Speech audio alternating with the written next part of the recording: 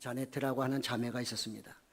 교회를 다니긴 했지만 은혜를 받지 못했고 또 하나님과의 인격적인 만남이 없다 보니까 시간이 흐르면서 교회 생활이 지루해지기 시작했습니다.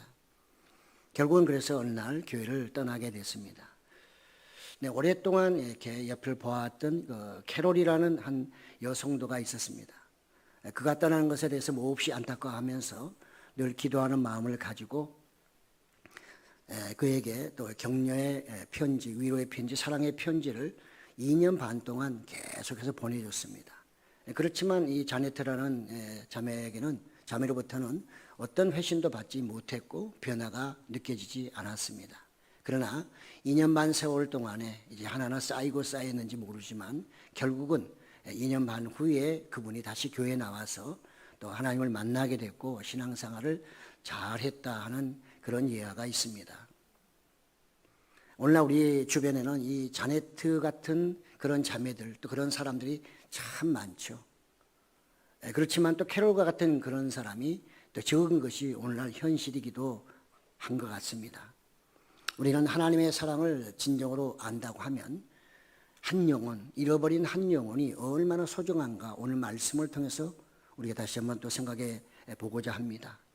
우리는 이런 기도를 하면 어떨까? 주님, 하나님을 잘 몰라 방황하는 사람들을 보고 무관심하거나 외면하지 말게 하옵시고 능동적으로 하나님의 사랑을 실천하는 저희가 되게 하옵소서 하는 이런 기도가 저와 여러분의 기도가 되시기를 예수님의 이름으로 축복합니다.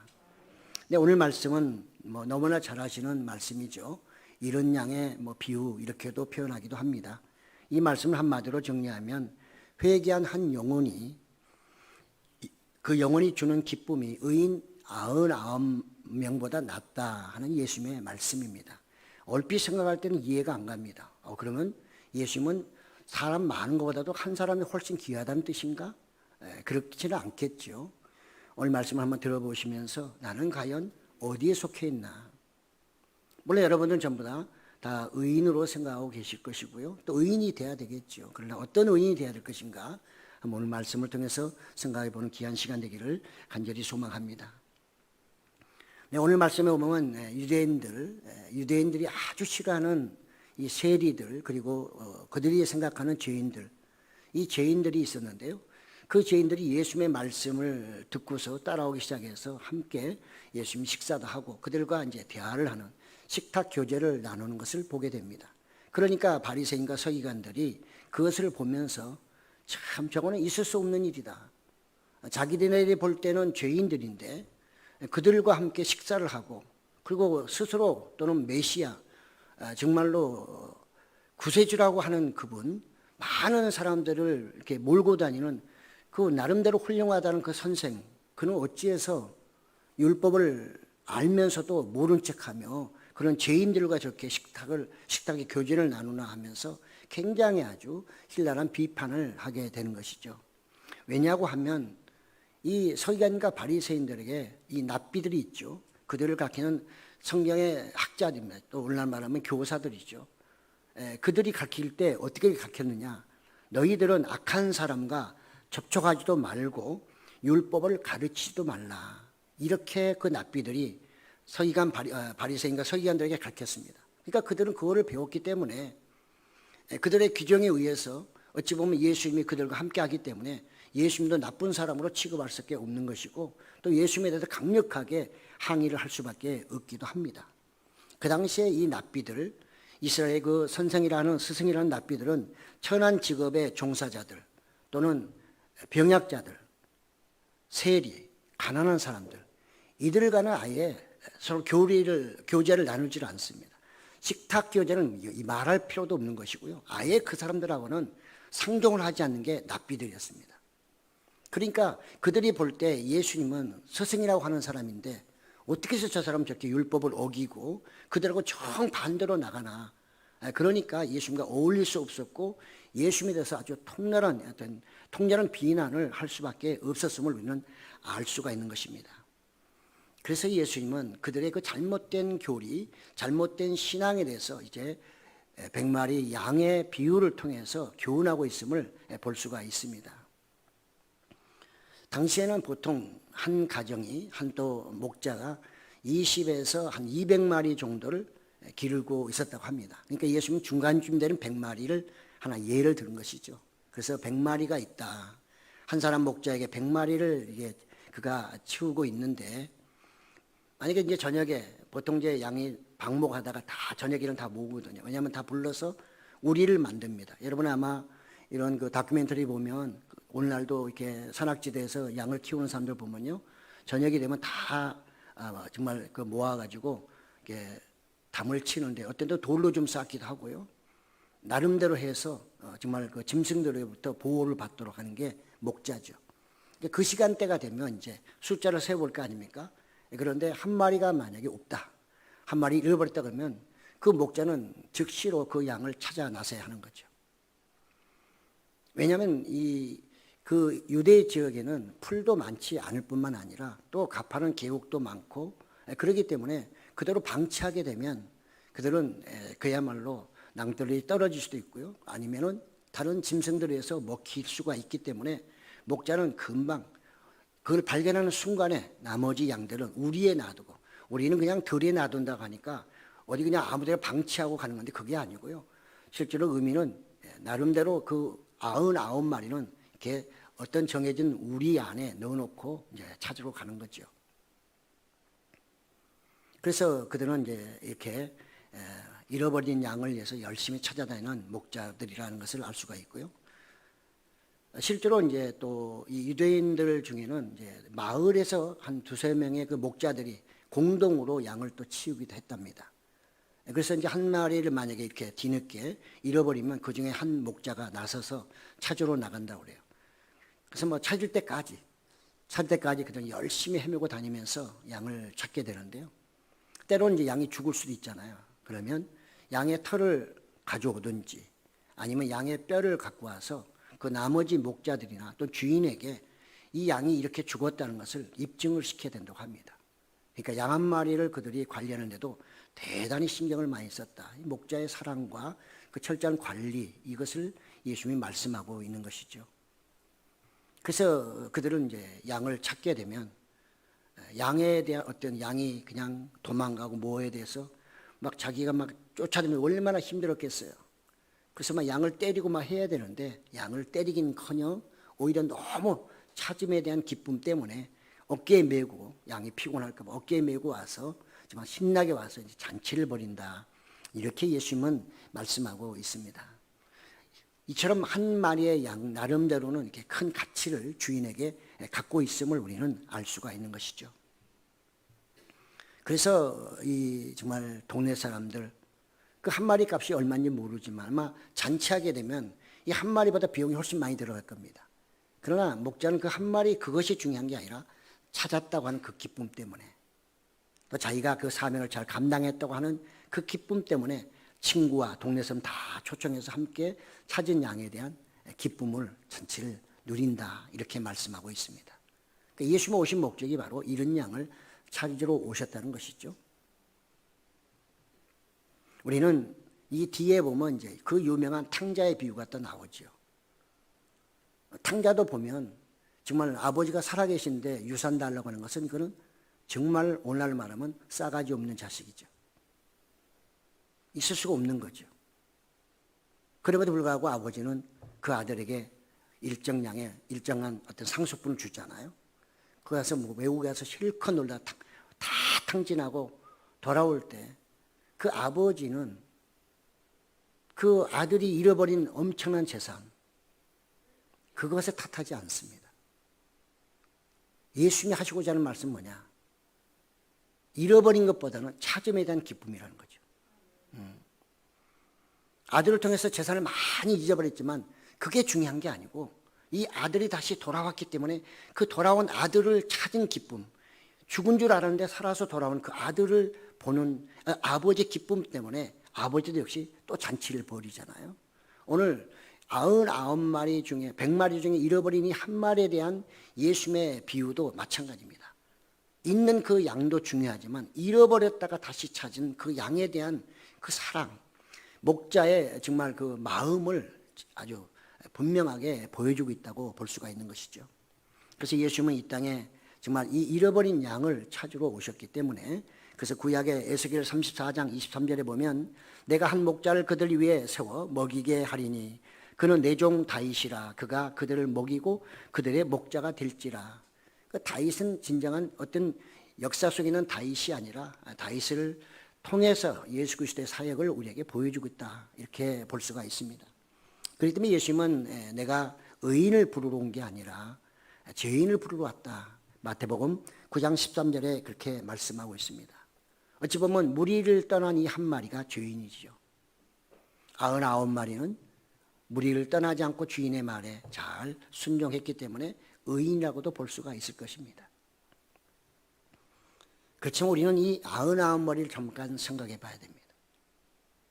이 99마리는 마치 그 목자가 다 울타리를 만들어서 우리 안에 넣는 것처럼 그들은 구약의 언약 가운데서 보호받고 있는 사람들입니다. 서기관 바리새인들은 다 언약의 백성들이잖아요. 그런데 그들은 나름대로 율법을 지키고 나름대로 정말 하나님의 말씀대로 산다고 해가지고 그들은 너무나도 떳떳합니다. 하나님의 은혜에 대해서 운운하지 않습니다. 그들은 잘못한 게 없을까요? 있습니다. 그러나 그 잘못한 게 별로 중요하지 않습니다. 왜? 자기들 나름대로는 늘 율법을 지키기 때문에 그들은 절대적으로 자기가 죄인이다, 또 책망을 받을 만한 일이 있다고 절대 생각하지 않았던 사람들이죠. 그들이 바로 99마리 양입니다. 그래서 예수님은 지금 이 99마리, 그들이 주는 기쁨보다는 잃어버린 한 마리를 찾는 기쁨이 훨씬 크다, 이렇게 말씀하고 있습니다. 이 은혜와 또 긍휼하심을 받은 99마리는 다른 사람에 대한 긍휼함이 없어요. 하나님에 대한 감사는 있을지 모르지만 진정으로 감사는, 회개는 그들에게 없는 것이고요. 그렇기 때문에 그들은 많은 사람들, 자기네들을 기준으로 봐서 마음에 안 들면 쫓아내버립니다. 발로 차버립니다. 죄인이라고 스스로 자기네들이 다 규정을 해가지고 아예 그 자기네 우리 안에 들어오지 못하도록 아예 막아버리는 것이죠. 이것이 바로 99마리들의 하는 일들입니다. 그렇기 때문에 잃어버린 이 양에게는 바로 목자가 절대적으로 필요합니다. 도움자고 이 목자가 바로 그의 생명이죠. 그 때문에 그 잃어버린 양이 목자를 만났을 때 그 기쁨과 감격과 그 다음에 자기 잘못한 것에 대해서 얼마든지 고백할 수 있지 않겠어요. 우리는 그래서 이 오늘 비유 속에서 바로 이 유대인들이 바로 99마리, 아니 서기관과 바리새인들이 이 99마리에 해당되는 것이고, 잃어버린 한 마리, 너희들이 지금 지적하고 너희들 무리 속에 오지 못하도록 아예 발로 차버리고 출교시키고 아예 죄인시하고 있는 이 세리들과 죄인들이 바로 잃어버린 한 마리, 내가 찾고 있는 양이다. 예수님이 지금 그 말씀을 하고 있는 것입니다.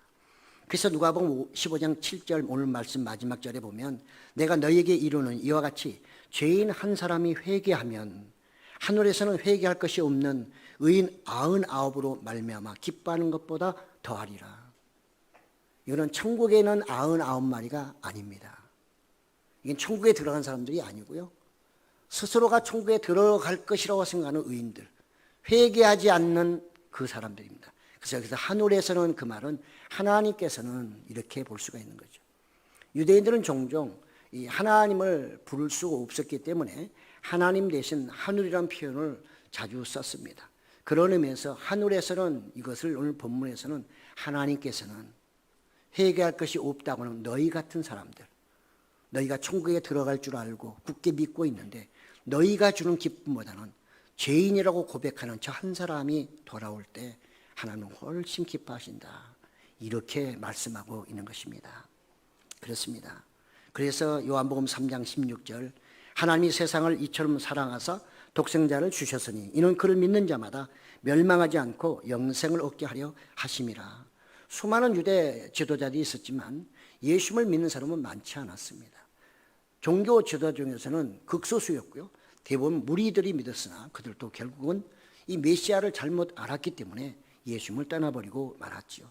그러나 또 그 중에서는 정말 힘들고 어려웠던 사람들이 예수님을 따라왔고 또 제자들도 물론 나중에 배반하긴 했으나 최선을 다해서 따르려고 했던 그 모습들, 어찌 보면 예수님의 11제자가, 가룟 유다를 뺀 11제자가 바로 잃어버린 양들이라 이렇게도 볼 수가 있는 것입니다. 네, 그렇습니다. 예수님은 회개할 거리가 없는 99명의 이 사람보다, 양보다는 회개하고자 하는 한 사람의 영혼을 더 불쌍히 여기고 그를 통해서 기쁨도 얻으시고 그를 위해서, 그를 구원하기 위해서 이 땅에 오셨다, 이렇게 말씀하고 있는 것입니다. 예수님은 스스로 이 의인이라고 생각했던 이 바리새인과 서기관들, 그들 대신에 진정으로 의인은 누구냐? 바로 회개하고 돌아온 이 한 사람이다. 예수님은 그걸 지금 강조하고 계신 것입니다. 그들은 아마 이 비유를 통해서 깨달았을 겁니다. 그러니까 이런 비유를 들을 때마다 예수님을 죽이려고 하는 그들의 마음을 우리는 엿볼 수가 있는 것이죠. 이렇게 말하니 그 바리새인과 서기관들은 보통 머리가 아니잖아요. 성경도 많이 알고. 그러니까 예수님께 강력하게 반박하고 항의하죠. 뭐라고? 당신은 죄인들과 함께 식사를 하니 당신이 의인이 아니고 당신도 죄인 아니오. 죄인이 어떻게 사람들을 인도한단 말입니까? 이렇게 그들이 항의하고 있다는 것입니다. 예수님은 그러나 그들이 그런 말에 귀담아 듣지 않습니다. 예수님의 목적은 분명합니다. 잃어버린 양을 찾으러 오셨고 그들을 통해 기쁨을 얻고자 하시기 때문에 그들의 어떤 말이나 그들의 어떤 회방, 그것에 연연하거나 그것 때문에 흔들리지 않는 예수님의 사역을 우리가 볼 수가 있습니다. 참 희한합니다. 성경을 읽다 보면 우리가 이해할 수 있는 게 너무나 많아요. 언약의 백성들, 하나님이 언약 통해서 그들에게 은혜를 많이 줬는데 그 언약의 백성들이 예수님을 배척한다는 사실입니다. 언약의 백성들이 하나님의 아들을 배척하고 그 정말 또 그들이 배척하는 그 사람들이 예수님을 영접한다고 하는 것은 참으로 우리가 알 수가 없는 거죠. 우리는 성경을 알기 때문에 당연히 그러려니 하면서도 또 한번 생각해 보면 참 하나님이 하시는 일은 알 수가 없다. 이렇게 우리는 한번 정리해 볼 수가 있습니다. 예수님을 메시아로 믿었던 사람들은 유대인보다도 오늘날은 이방인이 훨씬 많습니다. 이 모든 것들을 우리가 어떻게 이해할 것인가? 도대체 저 언약 안에 있는 유대인들은 하나님이 어떻게 하실 건가? 여전히 저들은 99마리, 회개할 것이 없는 그 99마리에 해당되고 그러면 저들의 미래는 어떻게 될 것인가? 한번 우리는 때로 또 생각해 보기도 하지요. 오늘 어쨌든 간에 우리는 예수님의 이 비유를 통해서 이 본문이 우리에게 주는 교훈이 무엇일까? 저는 한 3가지로 정리를 해보고자 합니다. 첫 번째로 예수님은 지금도 소외된 사람들을 애타게 찾고 계십니다. 잃어버린 양은 어떤 사람들일까요? 유대인들에게 소외당한 사람들입니다. 잃어버린 양은 유대인들에게 소외당한 사람들입니다. 그 당시에 유대인들은 두 부류로 나눠서 그 사람들을 완전히 죄인 취급해 버렸습니다. 한 부류는 비도덕적인 생활을 하는 사람들, 간음하는 자들, 속이는 자들, 이런 사람들은 다 죄인입니다. 절대로 그들과는 상종할 수가 없습니다. 두 번째 부류는 불명예스러운 직업을 가진 사람들,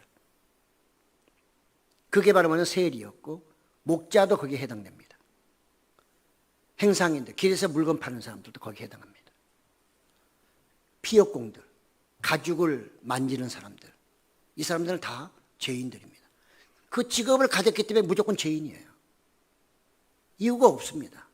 이렇게 그들을 딱 분류를 시켜놓고 그들은 다 죄인이기 때문에 자기네는 바리새인 서기관으로서 율법을 지키는 사람으로, 언약의 백성으로, 의인으로 이렇게 스스로 생각했던 거죠. 오늘날 우리는 교회가 과연 사람들을 소외시키고 있지는 않을까 한번 또 생각해 봅니다. 우리 스스로는 이 서기관 바리새인들처럼 예배도 잘 드리고 헌금도 잘하고 신앙생활 나름대로 하고 있고 봉사도 하니 우리는 늘 천국 갈 사람으로 아예 100% 확신하고 있고, 그렇지 못한 사람은 전부 다 지옥 갈 사람으로 이렇게 혹시나 생각하고 있다면 이거는 큰 오산입니다. 그건 우리의 생각이지 예수님이나 하나님의 생각이 아닙니다.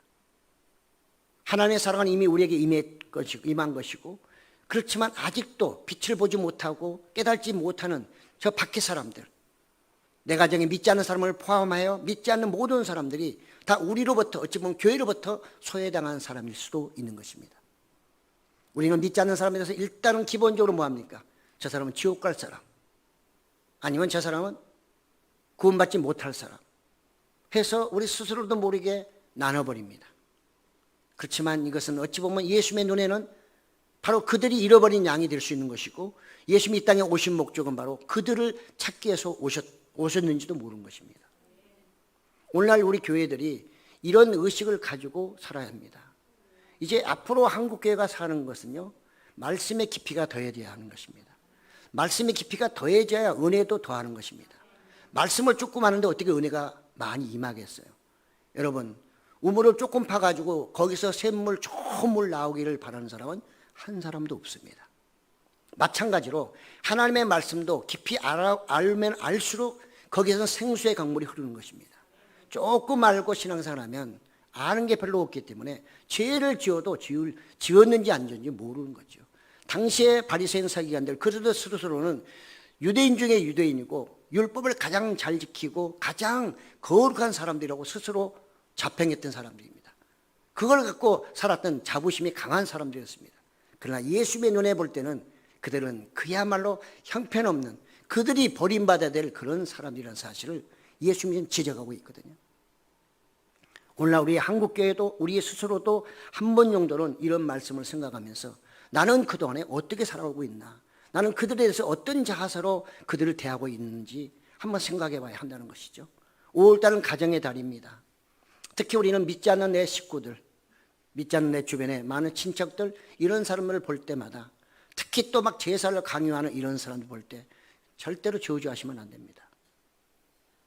우리는 그분들을 저주할 자격도 없고, 나도 하나님의 은혜로 말미암아 죄인인데 구원받고 그분의 은혜로 그도 잘못하면 주님 용서해 주십시오 하는 이런 회개를 할 수 있는 사람에 불과한 것입니다. 그래서 우리는 오히려 예수님의 마음을 가지고 그 믿지 않는 내 식구, 이 사람들을 더 살갑게 대해줘야 됩니다. 왜 저들은 예수님을 안 믿을까? 혹시 나 때문에 그런 건 아닐까?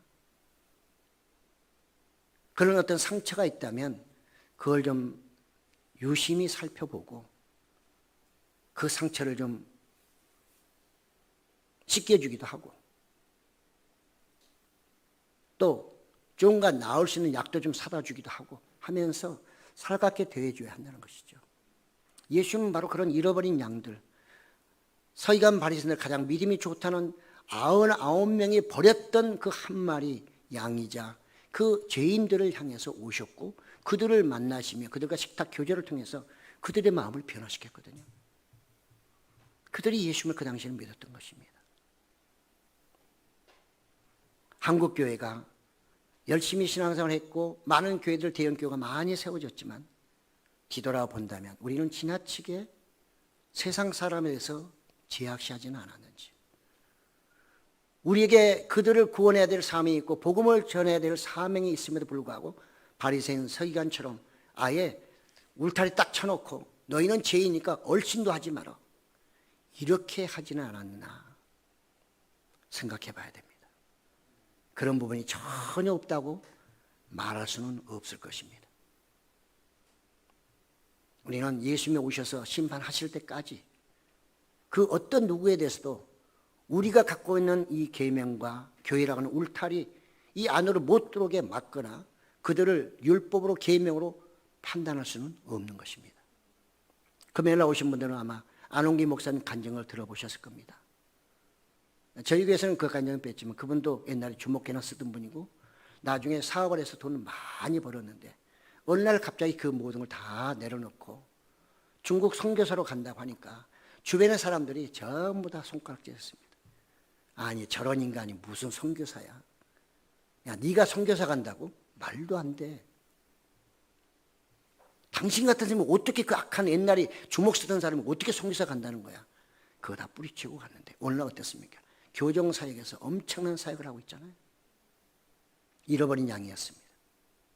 예수님 만남으로, 예수님이 그를 찾아주심으로 그 누구도 할 수 없는 엄청난 사역을 감당하고 있습니다. 예수님은 바로 잃어버린 양을 찾으러 오신 겁니다. 그분이 만나고 찾아주시면 완전히 새로운 사람이 돼가지고 그 누구도 감당할 수 없는 그 감당을 할 수 있기 때문에 우리는 잃어버린 사람들에 더 관심을 많이 가져야 되고요. 그들에게 복음을 전해줄 줄 믿습니다. 그래서 우리는 참으로 그런 사람을 위해서 더 기도하고 또 하나님께 더 용서를 빌고 그러면서 내가 그들에 대한 용서함을 갖지 못하는 것은 내 잘못된 것도 오히려 회개하면서 가야만 나도 잃어버린 양 중에 하나로 들어갈 수 있다는 것입니다. 두 번째, 한 마리 양이 99마리보다 더 큰 이유는 무엇일까? 우리 군대에서 쓰는 용어가 있습니다. 일당백. 많이 쓰죠. 옛날에 일당백 써놓고 막 그냥 훈련시켰습니다. 한 사람의 그 훈련을 잘 받으면 100명의 적군을 물리칠 수 있다.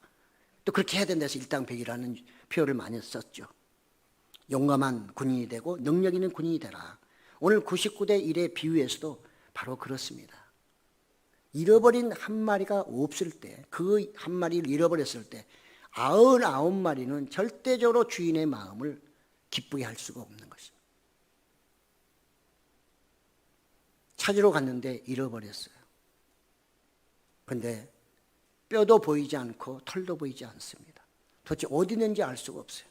헤매도 찾지 못하고 다시 터벅터벅 돌아온다면 그 목자의 마음은 어떨까요? 잊어지지 않을 겁니다. 99마리가 주는 그 기쁨도 있지만 그러나 잃어버린 이 한 마리가 주는 고통과 슬픔을 99마리가 해결할 수가 없는 거죠. 그렇잖아요. 그렇기 때문에 이 한 마리를 찾는 것은 99마리가 줄 수 있는 기쁨에다가 더하니까 기쁨이 더하는 것입니다. 예수님은 이 땅에 오셔서 100마리를 다 찾기를 원하시는 거죠. 그러므로 우리는 예수님의 그 생각을 잘 읽어야 되는 것이고요. 우리는 이런 자를 찾음으로써 하나님이 더욱더 기뻐하신다는 사실을 깨달아야 합니다. 그렇기 때문에 앞에서도 제가 잠깐 안웅기 목사님 얘기했지만 폐인, 사람들이 이제는 포기해버린 사람, 우리는 절대로 그런 사람을 포기해서는 안 되는 것입니다. 그 사람들이 돌아왔을 때 하나님의 기쁨은 이루 말할 수 없고 교회의 기쁨도 더할 뿐만 아니라 그것이 예수님이 이 땅에 오신 목적이기 때문에 그런 것입니다. 우리가 이것을 외면해 버리고 우리끼리만 그냥 열심히 해서 천국 가자고 한다면 잘못하면 우리도 갇혀진 99마리 양에 불과할 수 있다는 것이죠. 마지막 세 번째로는요, 천국은 회개하는 자들이 들어가는 곳입니다. 잃어버린 한 마리 양은 죄인이고 또 나가서 회개한 자들의 대표이기도 합니다. 그러나 99마리는 자기의 행위를 자랑하고 회개할 줄 모르는 거짓 의인들이기도 합니다. 교만한 양들이죠. 예수님은 회개할 것이 없는 99마리보다는 회개하고 돌아오는 한 마리가 훨씬 더 기쁨을 준다. 이렇게 말씀합니다. 회개하지 않는 99마리는 기쁨보다는 예수님의 마음을 훨씬 더 아프게 하는 거죠. 그들이 돌아오지 않고 계속해서 예수님께 돌을 던지고 예수님을 죽이고자 하는 그런 살인적인 마음을 갖고 있는 그들의 모습을 볼 때 예수님은 너무나 가슴 아프신 거죠. 기쁨은 그냥 근심거리고 저들이 빨리 돌아와야 될 텐데 그러니 안 되니까 너무나도 안 되고 하니까 결국은 예수님에게서 나가는 한마디가 뭐였습니까? 너희는 네 애비는 마귀라. 너희들은 마귀의 자식들이라고까지 얘기할 정도로 치명적인 메시지를 통해서 돌아오기를 바라는 예수님의 마음을 우리는 읽어볼 수가 있는 것입니다. 그렇습니다. 우리는 정말 누구나 다 죄인으로서 회개해야만 되는 것입니다. 7절에 회개하지 않는 의인 99명은 절대로 천국 들어갈 수가 없습니다. 이미 천국에 들어간 사람들은 회개하고 들어간 사람들이지 회개하지 않고 천국에 들어갈 수가 없단 말이에요.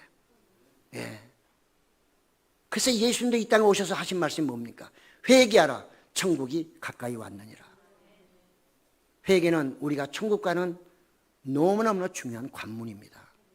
회개를 거치지 않고는 천국에 들어갈 수가 없는데 이 서기관 바리새인들은 그 회개락을 거치지 않고 천국에 들어가 있는 것처럼 엄청난 착각을 하고 있는 사람들입니다. 그러니 어떻게 예수님이 그들을 통해 기뻐할 수 있으며 그들이 예수님께 기쁨을 줄 수가 있겠습니까? 그렇기 때문에 예수님이 오늘 본문에서 7절에서 하는 말씀은 천국에 있는 그들이 아니고 천국에 있다고 착각하는 그들이 바로 99명, 바로 너희들이 그 사람들이다. 이렇게 예수님이 지적하고 있습니다. 누가복음 18장 10절에서 15절에 이걸 잘 표현하고 있습니다. 그들이 성전으로 올라갑니다. 바리새인과 그 다음에 세리 그 두 무리가 성전으로 가는데 18장 11절 12절에 보면 나는 다른 사람들 곧 토색, 불의, 간음을 하는 자들과 같지 아니하고 이 세리와도 같지 아니함을 감사하나이다. 나는 일에 2번씩 금식하고 또 소득의 11조를 드리나이다 하면서 얼마나 자부심이 대단하고 얼마나 자기를 자랑하는지 몰라요. 이게 바리새인들의 모습. 그러나 그 뒤에 나오는 13절에 보니까 세리는 멀리 서서 감히 눈을 들어 하늘을 쳐다보지도 못하고 다만 가슴을 치며 이르되 하나님이여 불쌍히 여기소서 나는 죄인으로소이다. 그래서 세리들이 예수님의 마음을 하나님의 마음을 기쁘게 한다 그 말이죠. 그렇습니다. 회개하는 사람에게는 겸손함이 있지만 회개가 없는 사람에게는 교만밖에 없다는 사실을 우리는 꼭 기억을 해야 할 것입니다. 천국에 있는 사람은 스스로가 의인이고 회개할 거리가 없다고 하는 99 그 사람들이 아니라 실제로 천국에 들어가 있는 사람은 회개하고 돌아온 잃어버린 한 마리라는 사실을 예수님이 지금 강조하고 계신 거죠. 그래서 7절에 내가 너희에게 이르노니 이와 같이 죄인 한 사람이 회개하면 하늘에서는 회개할 것이 없는 의인 99으로 말미암아 기뻐하는 것보다 더하리라. 우리는 항상 하나님 앞에 겸손하게 무릎을 꿇고 나가서 다른 사람을 비판하기보다는 하나님의 은혜를 감사하며 울타리에 들어오지 않고 뱅뱅 돌며 외로워하는 소외당한 그 무리들에게 복음을 통해 같이 우리로 들어오도록 하는 그런 저희가 되어야 될 줄로 믿습니다. 서기관과 바리새인처럼 그들이 가지고 있는 어떤 율법이라는 틀 안에서 거기에 들어오지 않으면 전부 다 제약시하는 그런 어리석은 저희가 되지 않고 주님이 원하시는 정말 돌아온 탕자와 같이 잃어버린 양으로서 주님께 찾은 바 되어 주님을 기쁘시게 하는 여러분 꼭 되시기를 예수님의 이름으로 축복합니다. 아멘.